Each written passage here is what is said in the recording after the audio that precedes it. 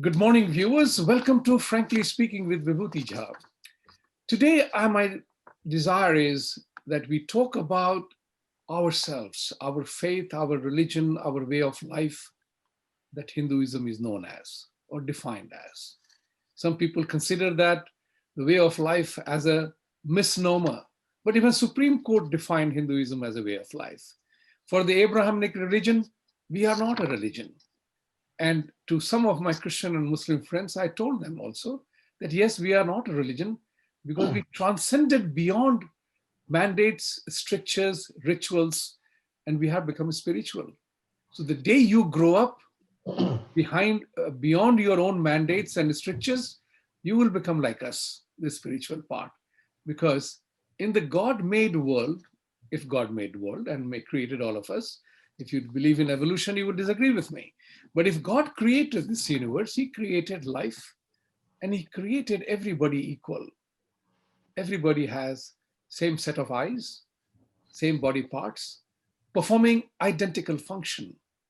Beyond that, the equality dissipates, as I call it, in the sense of individual differences, which also is God created.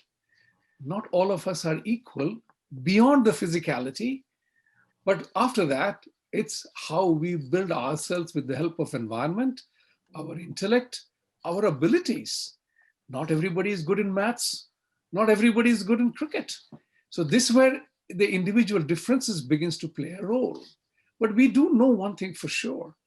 God did not create religion. People did. And that's the beauty of our faith, as we call it, the Hinduism, is a Sanatan Dharma, is a natural law. It's a natural practice. It's living with the universe around us, which God gave us. So, gentlemen, this is very important because religion is playing havoc with our lives. Majority of the conflict around the world, whether it is jihad or crusade, is religion-based. We don't have a word equivalent to jihad or crusade, at least I don't know. If there is a word which is equivalent to jihad or crusade in Hindu way of life. I do know about Bhagavad Gita saying that whenever dharma is threatened, Krishna tells Arjun, I will come. But interestingly enough, the God lives in all of us. So it is God's inspiration to Arjun came from Krishna, was a beautiful way to what must happen to inspire us to become an Arjun. Where is our Krishna? Where is our Krishna? Now, I'm going to, talk about this subject matter with three very interesting professionals, and it is a pleasure to have all of them here. They come from different professions, and they have been very successful in their business and life, and they are all devout Hindus. Mr. Jay Bansal is a PhD, and he's a very educated man, an engineer who worked for major multinationals in the US. He is with Vishwa Hindu Parishad of America. Welcome, Jay Bansalji, to the program again. I have the pleasure of welcoming Mr. Dr. Ajay Shah. He is PhD in chemistry. He teaches with Amrita University as an adjunct professor and runs management programs with SUNY Binghamton. And I have Utsav Chakrabarti. He's an architect, and as an architect, I'm sure he knows what's the meaning of design, and that's very important. And that's where I wanted to come back to all of you. Is that generally speaking, when I came to this country in 1991, Hinduism is a much misunderstood faith because you and I, have not been able to convey the message of Hinduism to the world around us. So there is a general perception of Hinduism. It is associated with global image of caste system. It's idol worship, with both Christians and Muslims deride us for that, without understanding what we mean by idol worship, and treatment of women. There is enormous amount of negative stereotypes of Hindus. I wanted to hear from you is that how, as an organization, as an entity, as an individual, we must do to confront the wrong narrative, because majority of the narrative of us Hindus has not been written by us, even though the Vedas exist, but we have been defined by the Western prism or the Islamic prism. So I will first shoot out to Utsav. He was a design guy, architect. So how would you build the architecture of Hindu Renaissance to reach out to the world around us? Because in my opinion, I'll clarify it, the world needs Sanatan practices like never before. Utsav. Thank you, Vibhuti Ji. And hello, everybody. I would start by first pointing out the obvious that may not be obvious to many people. And that is, Hindu Dharma is the oldest religion and more in this world, with a clearly defined history that at least goes back 7,000 years and more. And it's still the world's third largest religion and continues to thrive. So that fact itself, to be the world's third largest practicing religion and be more than twice as old than any other religion near you, tells something about Hindu Dharma. But I have not seen many Hindus and non-Hindus acknowledge or even understand this point. Starting with that, I think the next few steps would be easy, because what this brings to the table is the fact that Hindu Dharma is it's a putting together of thread. It's a thread that combines multiple philosophies that attribute and aspire to the same ways of salvation. And to be able to maintain these philosophies, the extremes of which could be in complete divergence to each other, through the thread of Sanatan Dharma for so many thousands of years, takes a lot of philosophical depth, a lot of theological flexibility, and even more geopolitical strength. And I think once we put these facts out there on the table for ourselves and for the rest of the world to see, I think Hindu Dharma will start getting a better understanding. And I think that's where I would begin. Now, you used a very important word, that Hindu Dharma will begin to get accepted, or whatever word you use for that. Mm-hmm. The question is, how will it get accepted if we don't teach? We are the teachers, we are the owners of this entire concept. Our Vedas, our Sanatan Dharma practices, Vasudhaiva Kutumbakam is so misunderstood a concept, right? Absolutely. It's And so misunderstood a concept. So the question is, when the interpretation of our teachings in science and technology, and I say this because science and technology is erasing the veil of ignorance, the real ignorance, and the fear factor. Because now religion, we know that science does not accept religious precepts the way it is. No mandates and restrictions can work. The science and technology is removing the ignorance. That's what clouded the minds of people. We know that thunder and lightning don't happen because gods are angry. We know that the earth is not flat. So now I'm coming to Jay Bansal ji. You are an engineer. You have excellent credentials in engineering education, and so is Ajay Shah ji in chemistry. I wanted to check with you that, Hinduism is a real inquiry into an absolute truth, right? No mandates, no fixed belief system. How do we carry that message to the world around us?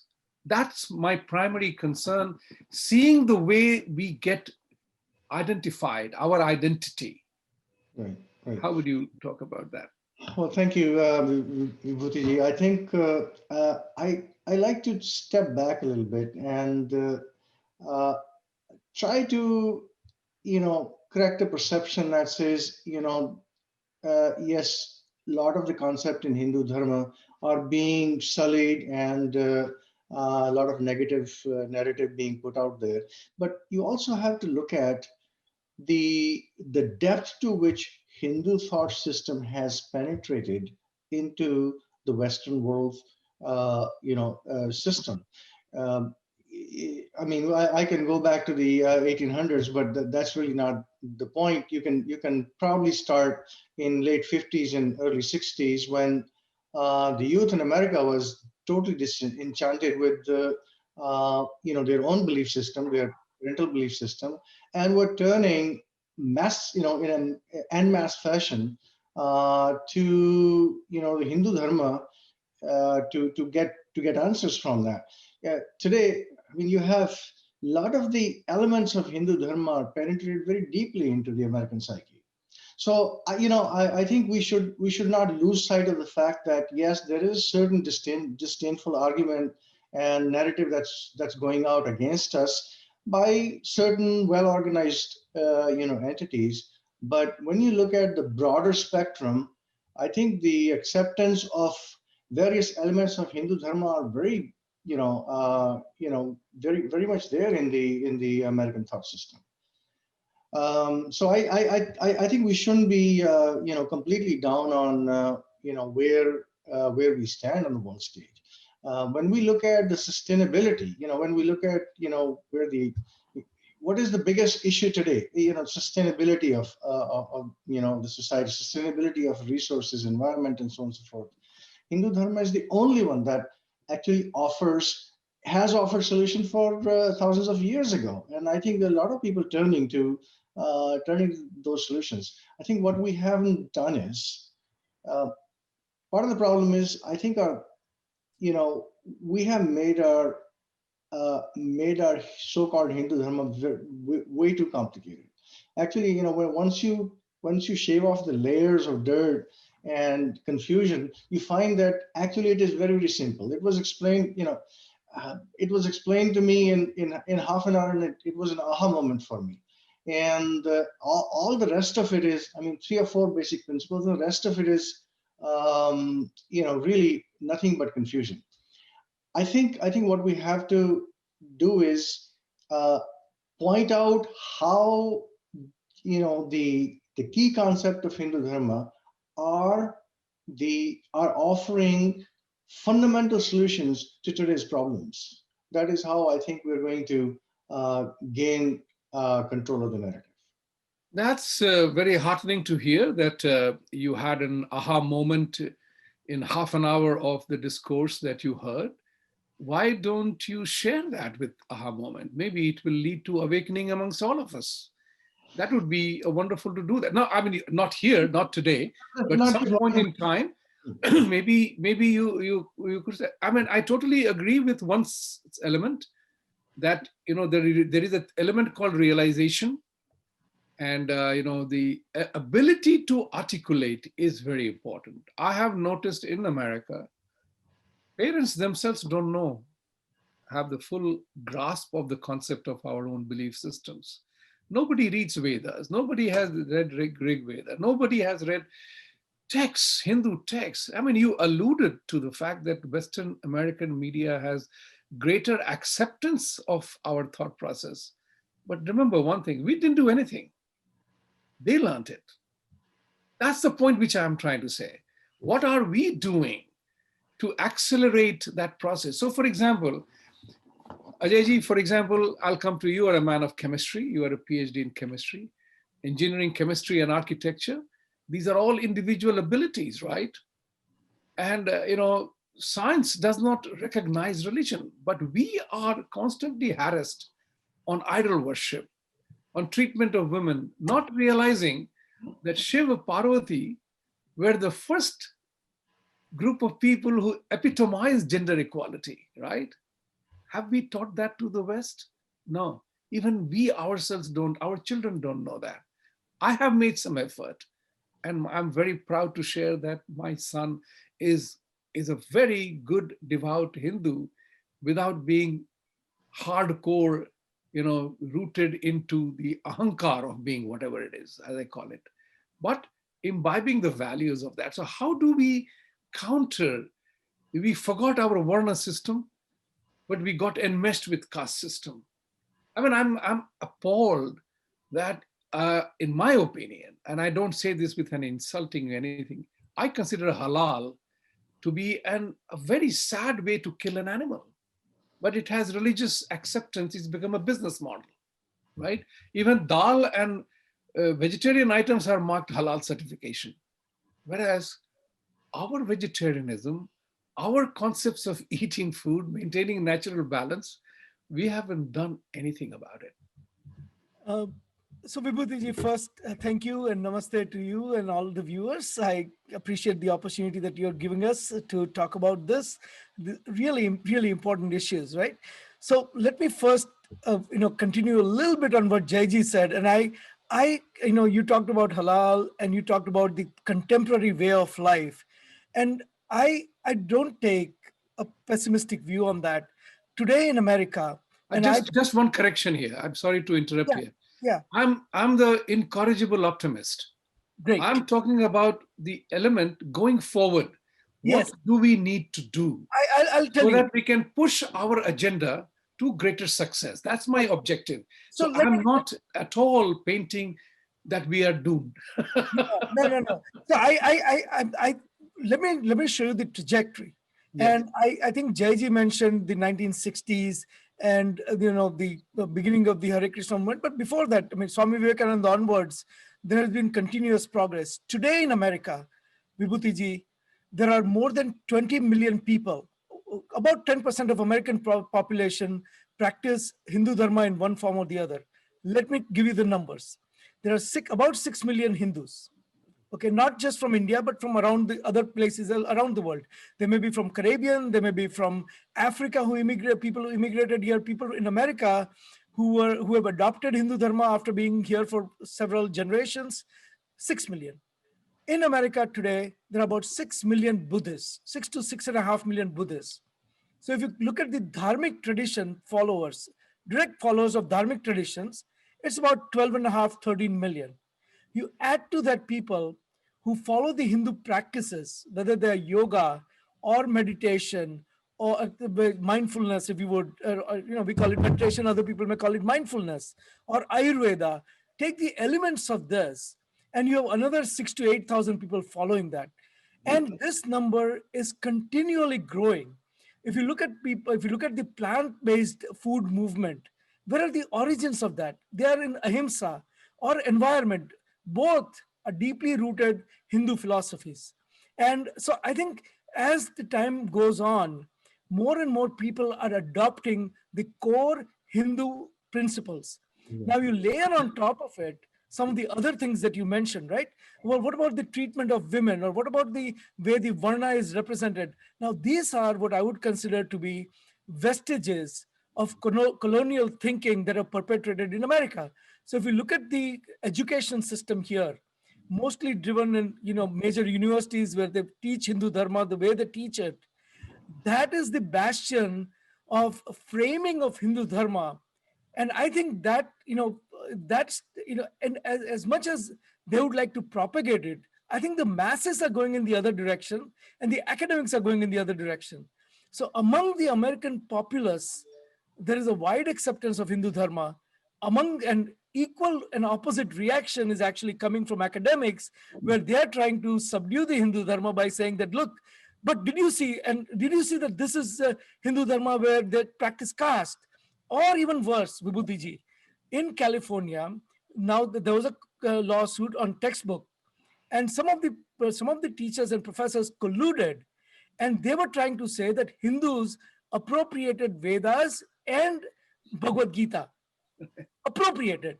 Now these are the core Hindu books, and these people are saying that you appropriated. Now, so what we are doing on one hand, we are trying to promote this Hindu philosophy. On the other hand, people are trying to, academics mostly, are trying to say that, but look, this is Hindu Dharma in opposite way. So I think the real challenge for Hindus in America is not among the populace, not among the masses, not among the communities. It is how we are, it is really with the academics and people who are really the Hindu haters who have taken us on and taking it in the other direction. So when are we going to define ourselves? We are in the process of defining ourselves. I think one of the things that we have not been very, by nature, and by our immigration history, we are somewhat new to America. And it takes some amount of time for us as a community to be established here and then take on the challenge of countering this negative narrative. But if you look at the Hindu organizations, whether it's the World Hindu Council of America or Hindu University of America, Hindu Students Council, and some of the other organizations, Hindu Swayamsevak Sangh, these organizations are at the forefront of now defending Hindu Dharma. That's a good point. However, I would like to also mention here, and Utsav, I want you to take a crack at that, is the fact that academics are against us. They are defining our narrative, and the left liberal Marxist socialist ideology has captured the imagination of the universities, which is where most of the students are coming out. So Dr. Shah said that so many people are embracing Hindu belief systems. That is part of one's own growing up, one's own realization. My thought process is, how are we aiding that effort? So if the academics are doing what they are doing, what are we doing to confront and challenge? So let's put this way, my thought. If you agree with me, say so. If you don't, trash me. For example, recently, Wall Street Journal carried an article on Elizabeth Warren's thought, 2019 speech about waiving student debt, right? Taking some steps towards waiving students' debt. And a French economist wrote an article in Wall Street, the Brahmin privilege being extended. So you just see the use of word Brahmin privilege. What had Brahmin privilege got to do with the waiving of the student debt in America by a socialist, Elizabeth Warren? And somebody else commented on that. Likewise, as a media person that I am, I noticed that most of the TV channels use the word guru, pandit, mantra in a remarkably very subtle negative overtones. Whereas these words mean a lot to us. They are using that in that sense. And in the World Brahmin Council in San Diego 5 years ago, I had said, we have to stand up, correct the frame of reference, not the use of word, but correct the frame of reference of the usage of that word.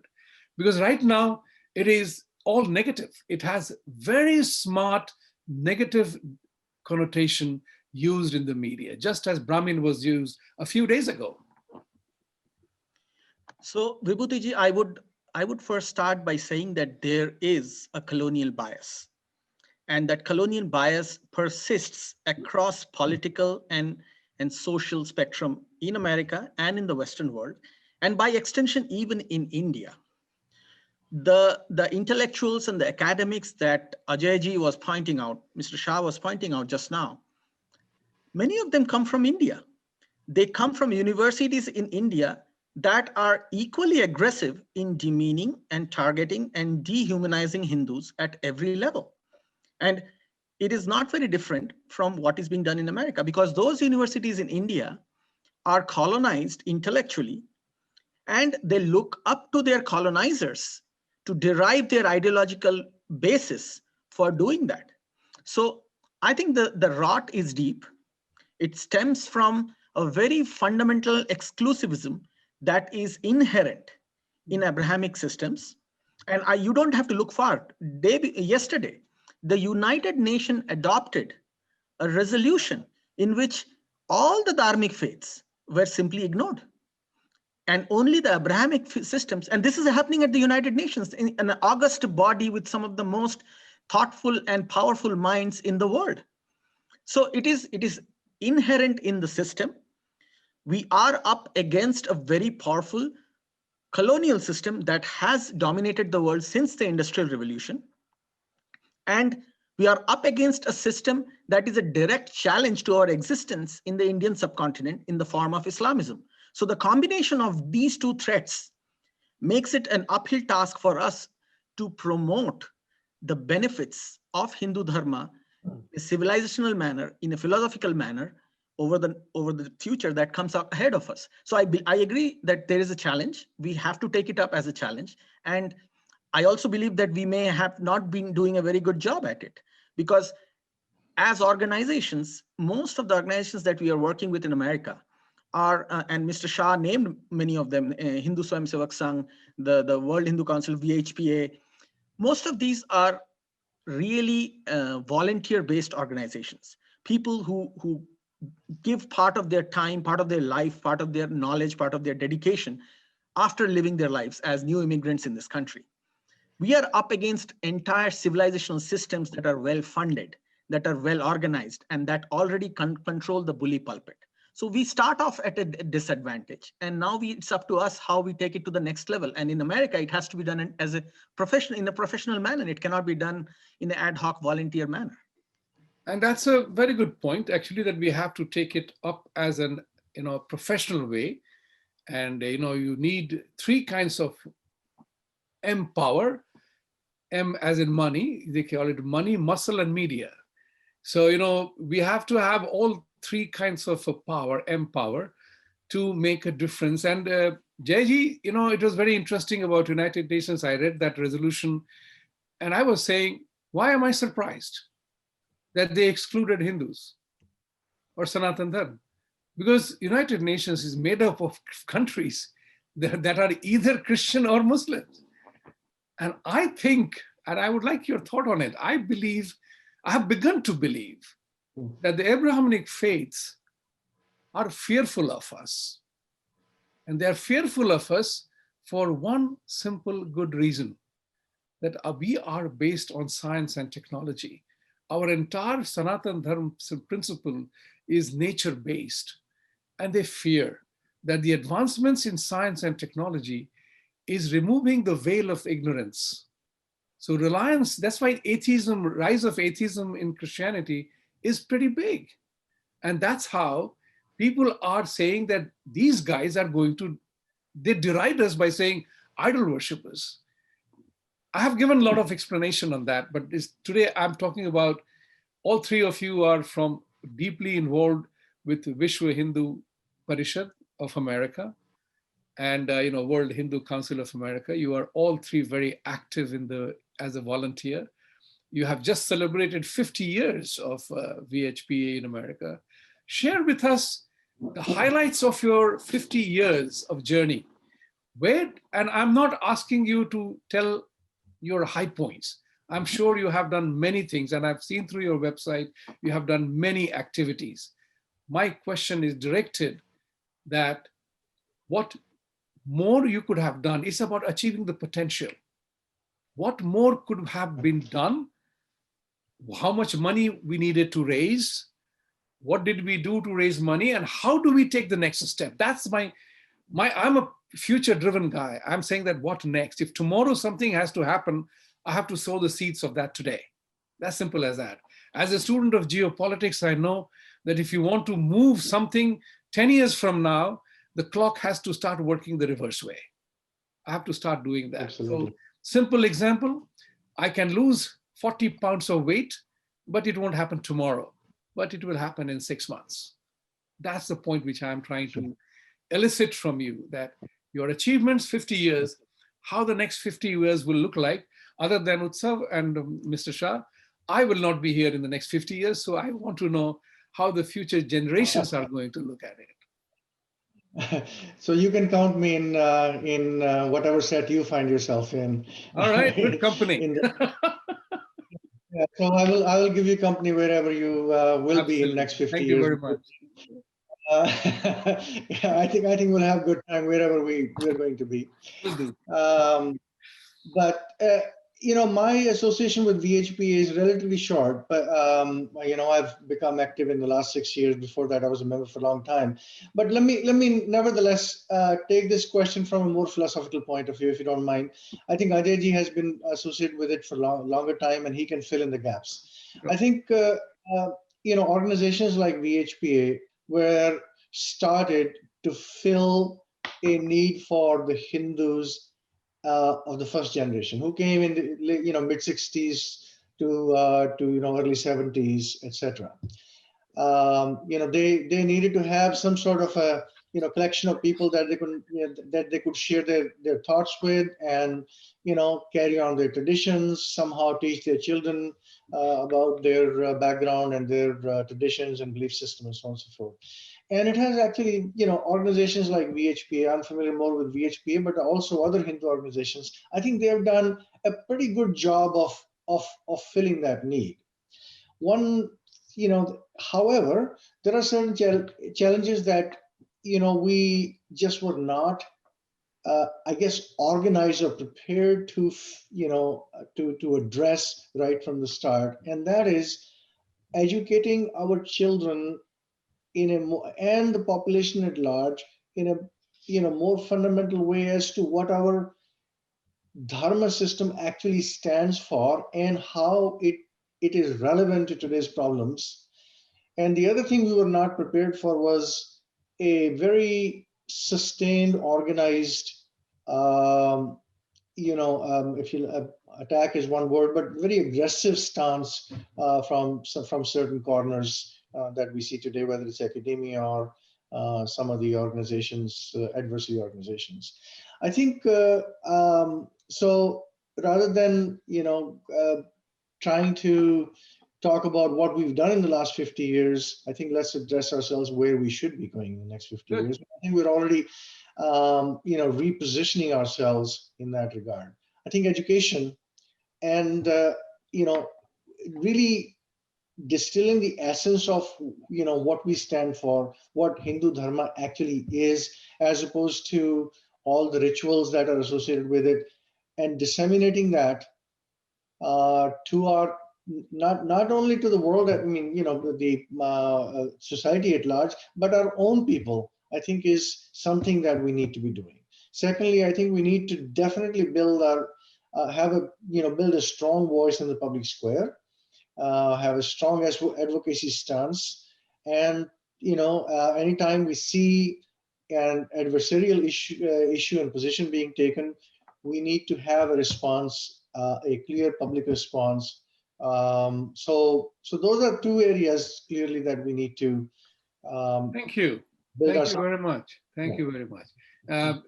Dr. Shah, the issue that I wanted to touch base with you, that he said very, Mr. Jay Bansalji said very correctly, 50 years past is past. Let's look at the future part of it. And one of the things that comes to my mind is there is in my opinion, there is an imperative need to change the Hindu mindset.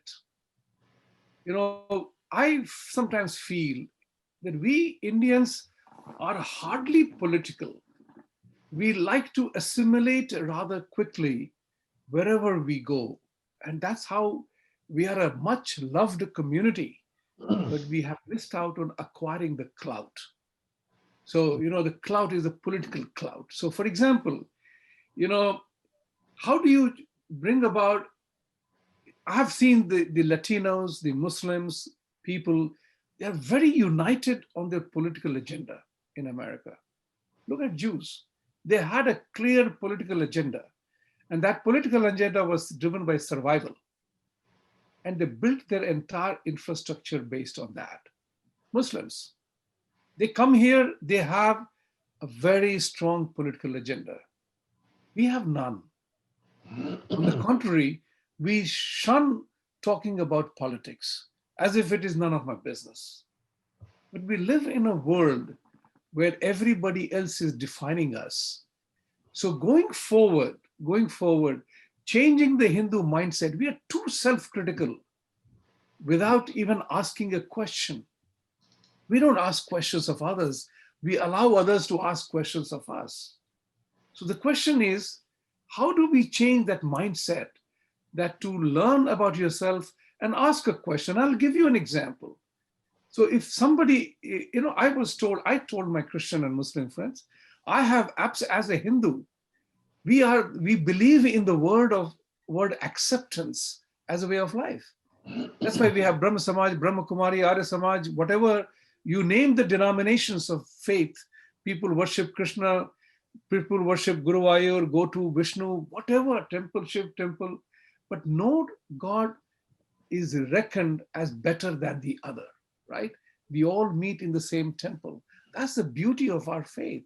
that everybody, we accept every denomination, whether it's Kali, Durga, name it, it's all the same. We don't compete for attention.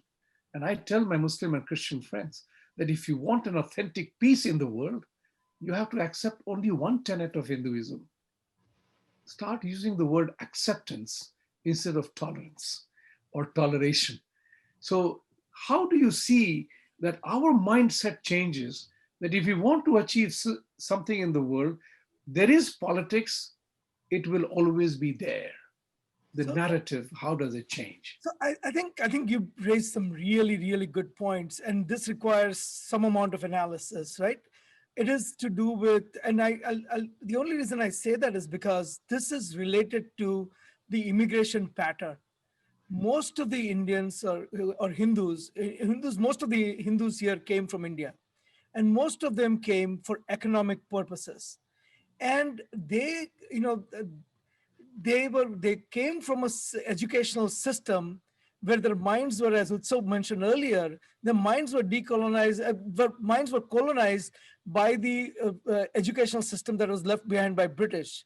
So the pride in our own culture, pride in our own dharma was not as important, as prominent. But what interesting thing I noticed is when I was working as part of Hindu Students Council, the second generation kids started coming to us and saying, I want to learn about Hindu Dharma. I cannot learn in India, from my family rather. And can you teach us? So there is this thirst of knowledge. And I'll tell you why there is a thirst of knowledge. The thirst of knowledge comes from the fact that they've heard bits and pieces of what you were alluding to, our acceptance. And the acceptance goes back to the fact that we, as Hindus, have spiritual freedom. And that spiritual freedom is lacking in faiths that adhere to one way of worship, one book, one, this single, rigid system. And that is why we have, what we offer to the world is the spiritual freedom. And what we have not done in last 50 years is made people aware that Hindu Dharma offers this spiritual freedom that goes beyond just the Hindu kids, but for all of America. America, a country that is based on individual rights, individual freedom, but yet America is also a country where the prevalent faith and the incoming new faith, a lot of them told people to adhere to one book and one way of worship. We offer freedom. That is one thing we have not emphasized. The other thing that we have not done is, because the way we came as economic immigrants, we had no real burning issue to get involved in advocacy, get involved in activism, in community, organization, things like that, in a broader community, beyond the Hindu community organization. And I think in next 50 years, what we have to, the way we think about it is, look, we stand for some key principles. We stand for freedom. We stand for spiritual freedom. We stand for individual rights, individual freedoms. We have something positive to contribute to this society. Can we build in next 50 years an advocacy movement that furthers this thought of freedom in American society based on Hindu principles? That is one thing, because we were establishing ourselves as a community. What we have not done is made this idea popular that we are going to build a freedom movement, a spiritual freedom movement, an acceptance movement in America. That I see as a work for next 50 years. And that can only happen if we first start with what Jayji mentioned earlier, keep Hindu a Hindu, okay? And then go out to the community and spread this message of Hindu Dharma. Spread the message of Ekam Sata Viprabhauda Vadanti. Spread the message of Vasudhaiva Kutumbakam. That is where we'll establish and stand for it.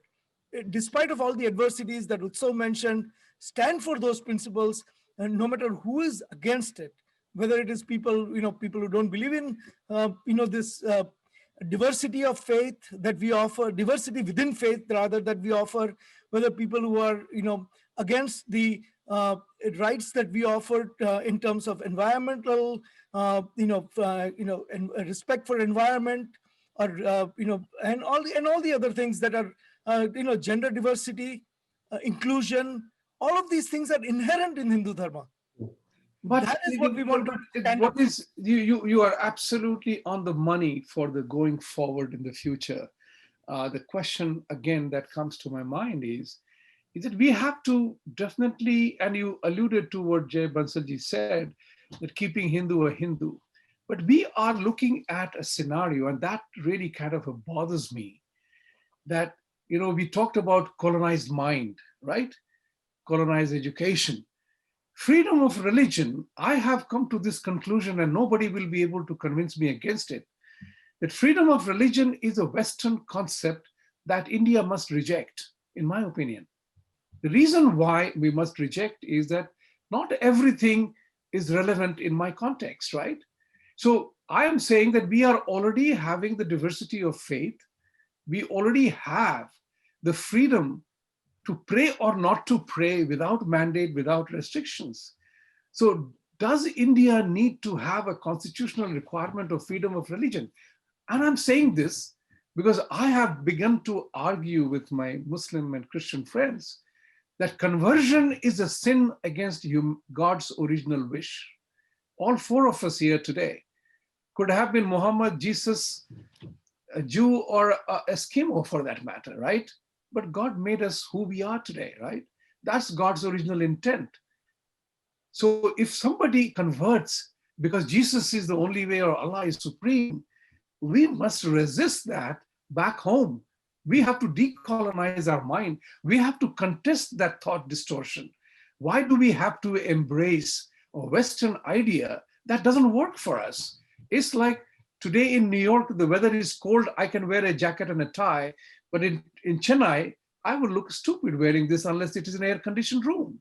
So, Utsav, what about combating the thought distortions that has crept in our mind because of colonialism and the colonial base that our mind is occupied with? How do we contest that colonial mindset so that we are able to talk about ourselves the way we ought to be? So there are three important words I would like to, phrases I would bring up. Civilizational compass, paradigm shift, and geopolitical understanding. These three words, these three phrases are extremely critical for us to move forward. As Ajayji and Mr. Bansal was talking about before, there are reasons why, and you mentioned about it too, there are reasons why, despite being a prominent, thriving community in the Americas in the last 40, 50 years, the Hindu community does not have a good, powerful political posture. One of the reasons I think is we lack a geopolitical presence and we lack a civilizational compass. We can discuss and argue the reasons why we like it, why we lack it, but going forward, we need to have these three things.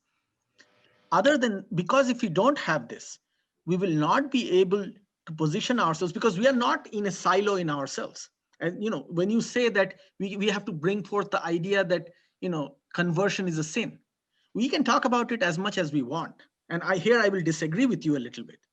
But we are not living in a silo. We have been talking about the conversion being bad for the last 1,000 years. It didn't stop Mahmud Ghaznavi from doing what he did. It didn't stop Babur from doing what he did. It didn't stop the Christian missionaries from doing what they did and are still doing. So at some point we have to draw a line between what is practical and what is theoretical. In theory, our religion and our dharma doesn't lend itself to forced conversion at all because it's an experience. Hindu dharma is an internal experience. But at the same time, we have to acknowledge that exists and that has to be countered and countered strategically. Simply saying that we don't like conversion and therefore we will ban conversion will not stop conversion. In fact, in Jammu and Kashmir, in the northeast of India, since you brought up India, I'm going to refer to those places. They are a thriving business. So we have to figure out, and that's where our innovation lies. As a community, as a civilization that we claim to be, we have to put our heads together and not use a broad brush to define and counter the threats that we face. It's a nuanced approach. It changes from place to place, from time to time, from people to people, the strategy that we may need to use to counter the threats that the Hindu community faces in Pakistan is not the same strategy that we will need to use in America, which is not the same strategy that we will need to use in, let's say, Africa. All these places need a defined, well thought out, strategized approach that involves a lot of tactical and operational inputs.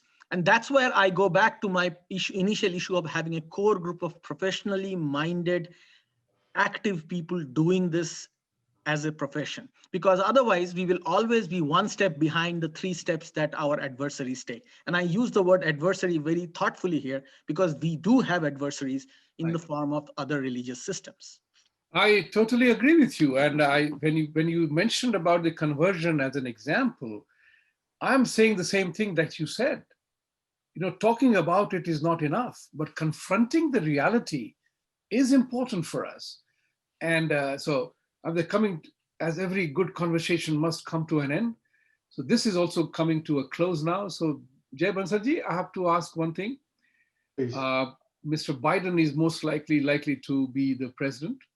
How do you think the equation changes between India and the US, if at all? I have given a lot of conversation on this in Jaipur Dialogues and other. Right. I would like to hear your thought in one line, 30 seconds. Do you think anything will change, or same old, same old?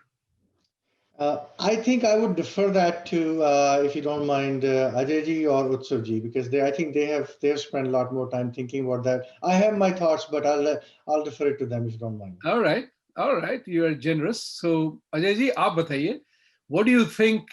I mean, there was a great hope that Trump will win, and his personal equation with Modi.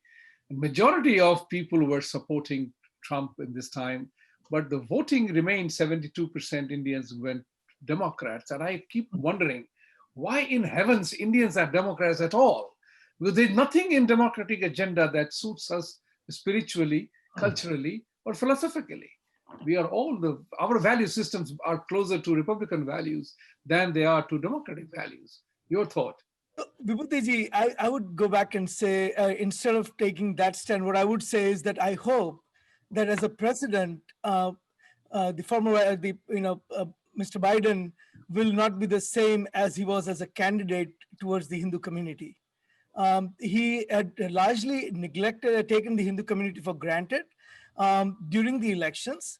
And I hope that he is now, when he is sworn in, he becomes the president of all Americans. And by that, what I mean is that there are certain core Hindu issues, whether it is persecution of Hindus, where Hindus are minorities, whether it is, Hindu phobia in America, the textbooks that are produced in America, which are Hindu phobic. In all of these issues, I would hope that the president-elect, or, and most likely the president, Biden, would be very different from what he was as a candidate, when he did not even put up a web page addressing the Hindu issues like he did for all the other faiths. So I remain optimistic that people around him who are Hindu, who claim to be Hindus, will set him on the right path. And well, there are 72% of the Hindus have voted for Biden, and I think the Democrat Hindus will have their own issues about that, because one of the things very important which I mentioned in one of the TV programs was that the we NRIs get a bad rap in India because it is the Democratic Party Indians here who lead the attack on India, whether it is Shama Sawant in Minneapolis, or it's Pramila Jayapal, or it's Ro Khanna, people like this who begin to talk about human rights issues in India without bothering to raise the same issues about China and Pakistan. And I totally agree with you, Dr. Shah, that I hope Biden will recognize the geopolitical reality, and I don't think he will take India for granted. Utsav, you have the last word.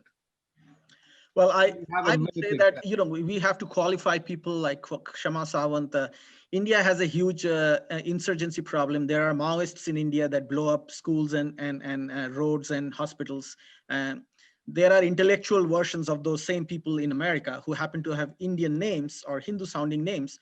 But they are not, they're not aligned with India or India's interests, or for that matter, Hindu interests. So just because somebody is named Shama Sawant or somebody is named Ro Khanna doesn't mean that they, and this is something that I have been telling all our folks back in India, especially the political people out there, that they get surprised when somebody with a Patel or a Singh or a Kumar suddenly starts bashing us as Hindus or India as a country, and completely allies with people who are, who have vowed to destroy us. And I tell them that, well, you missed the boat. These people may have the names you think they have, but their ideas, their ideologies are colored by what they have been fed with. And you have those people in India too. India has a terrorism in Kashmir. So India has Maoists. So Shama Sawant is that version of Indian, quote unquote, in America. We have to deal with it, and we have to deal with it very thoughtfully and through knowledge. And that's where our effort should go towards. Thank you very much, gentlemen. All of you are from World Hindu Council of America, Vishwa Hindu Parishad of America, and I wish you all the best. You are always welcome to talk about your agenda, how to take the Hindu causes forward. And so long as I'm around here, you have that platform. So I provided you the media part of it. Yeah. I know one thing for sure, that we Indians have virtually little presence in American mainstream media. And that bothers me. When I see that Indian American Muslim Council calls itself Indian Americans as an abbreviated word to say that Indian Americans against Modi government. Hey, it is not Indian Americans. There are probably Pakistani Muslims in their group as well. We have to kind of take the political thing, as the saying goes, societies are made up of social, technology, economics, and politics. You can subdivide many elements of that, but we are part of the process, and we got to be involved politically as well. So best of luck, and we will talk again. Utsav, you were raising your hand. You wanted to say something? I just wanted to add a 20-second anecdote about Indian American Muslim Council. In the protest that they did on 26 January this year at the Washington, D.C. Embassy of India, the Indian American Muslim Council was carrying posters with the slogan, "Has ke liya hai Pakistan, ladke lenge Hindustan." So just a side note on And that. that's where the political element comes to us. And Jay Bansalji, I will have to stop because we are out of time. We will come for another time.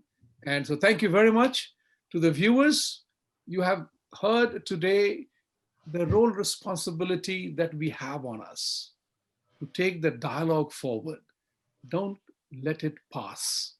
You let it pass, and our children will suffer. And like they said, there are enough Hindus in name only here, with different mindsets. Let's contest that. Let's address the issues intelligently and every single way that is possible. Thank you. Best wishes. Have a great weekend, and see you again.